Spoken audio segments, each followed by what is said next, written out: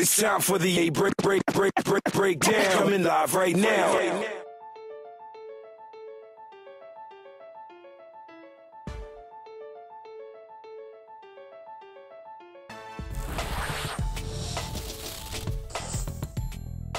lane, Wallace! Have you got my money? What a flush by John Wallace! Wallace serving up a facial. Better have my money. Wallace ahead of the pack, send it in! Tell me where's my money? You spend your money so quick that people think like $8 million is gonna last so long. It's gone before you know it. John Wallace, that was the last time that I saw you, March of 1998. Now, look me in the eyes. Don't lie to me. You remember that? Absolutely. What do you I told you I remember? got great retention, man.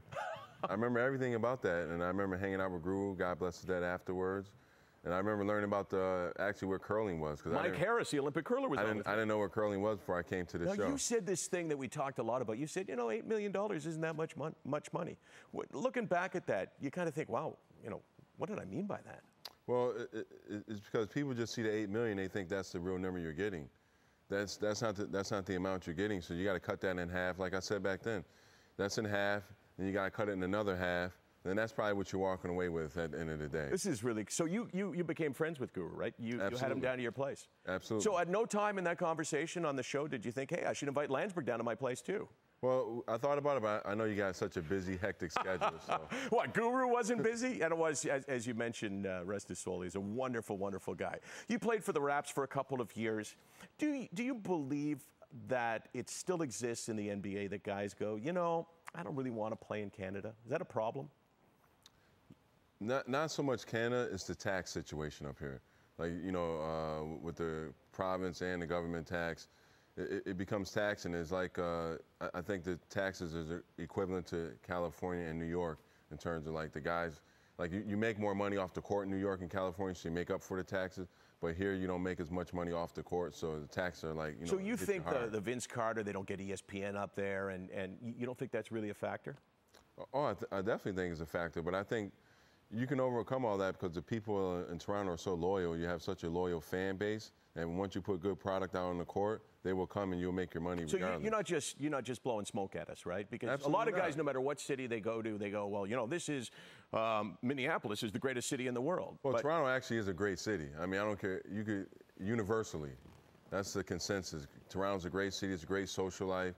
It's great hanging out, great restaurants. It's great up here. Just, the taxes are the only thing that's probably, a little detrimental to you living up here. You lived through a work stoppage, right? You went to Italy. Mm-hmm. First of all, do you think there will be an NBA season? I think so. I think there's just got to be a little bit more concessions on both sides.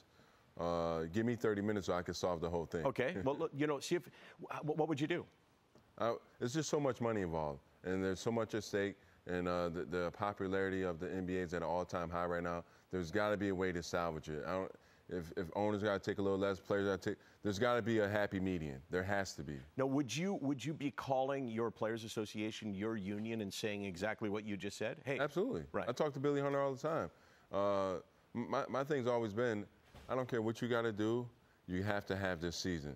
I mean, we're coming off incredible NBA Finals. We're coming off the highest attendance in the NBA in a very long time. It's like back to the Magic and Bird days right now with the attendance and the popularity, and we gotta perpetuate that, and we can't let it go right now. So I think it'd be a huge mistake, just like when hockey went through it in baseball. Right. It'd be a huge mistake to let this go too long. You got this inspiring way about you. I'm serious. Like you're inspiring people, right?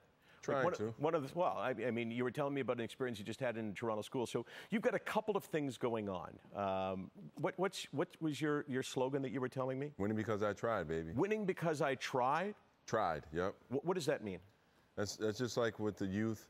If you're out there winning and trying to do something good, which is equivalent to winning, and you're trying to do it, you're going to eventually win. You will win. You just got to be resilient and persevere and keep trying. So you have the website.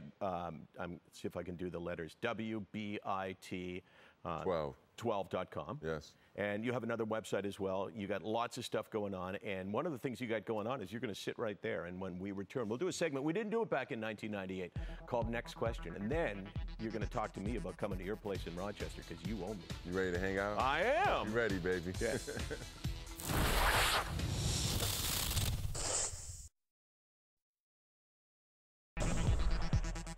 John Wallace at the end of the break. That's a hard foul there by John Wallace. Wallace ahead of the pack. Send it in. Oh, nice move there, John Wallace. John Wallace now wants to drive. Finger rolls good. Oh, nice dunk down to John Wallace. Time now for next question with John Wallace, my friend from back in 1998. We got a little invitation. Make it formal. Give me the invite to your house right now. You have an open invitation at any time. No. The open invitations, that's like when a guy says, yeah, I got a place in the country. You should come that up means sometime. when you have time. I don't know your schedule. Give me a date. I don't know your schedule. Next week. There goes a date. You have an IMDb profile. Have you done acting? Yeah, I was in 2 Spike Lee movies, and I haven't really pursued it since. It's very time-consuming, and you sit around on a set a lot.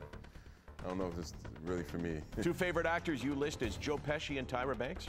For different reasons, I imagine. That's probably changed now, though. Okay, now who? I'm still a huge Pesci fan, but I'd probably have to say Will Smith and anything that Beyonce's in.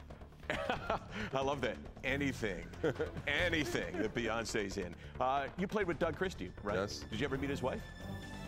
Not really. You know, Doug and his wife had I don't know what to call it. They were just really different, and it worked for them, obviously, and I'm happy for them. They're still together, but they weren't the most receptive people to conversation or anything else. In one line, describe Charles Oakley as a teammate. Toughest guy ever to play in the Ever? NBA. Ever. Really? What's an example of his toughness? How many guys he's beat up, slapped around, and I mean, the list is endless. And he's a personal friend of mine. You played with Lamar Odom, right? Absolutely. Right. You ever get invited to any Kardashian thing? No, you know, I'm honestly, I don't really hang around too many NBA guys. I was never in that scene. I'm always on the left over here doing my own thing. You're on the left? Yeah, always. Politically as well? Yeah, I guess so. What's your fondest memory of Canada playing here? Don't say the fact that I played in 82 games and all the beautiful women here. Ah. That was, I'm just totally enjoying the close-up there. Did you speak any French? No, not at all. No? Remember any of the Canadian anthem? No. Okay, first 2 words? Oh, Canada. You nailed it. I'm done. That's not the worst I've heard. Do you still have your Raptor jersey? Oh, absolutely. I have all my jerseys. Who's the best trash talker you ever played against?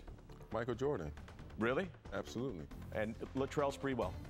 You ever We grab your didn't really neck? talk much, but that's You ever grab your neck? No, I talk. We're really good friends, and I talk to Spree all the time. Right? And he moved past that, right? Spree, you know what? He got a bad rap for that. Honestly, PJ Carlissimo was such a whatever you know. He rubbed a lot of players the wrong way, and Spree gave him a couple of chances to leave him alone, and he didn't. Take a look at this guy's website. It's John Wallace. What a pleasure. Good to see you, man, and good to see you doing so well. Thanks for having me, man. Appreciate it. Off the Record with Michael Landsberg. Brought to you by the Keg Steakhouse and Bar. For great steaks, good friends. See you tonight. Michael Landsberg's wardrobe provided by Got Style. Voted Toronto's best menswear store. Down the lane. Wallace! What a flush by John Wallace. Wallace serving up a facial. He's got position. Oh, nice dunk down, and John Wallace.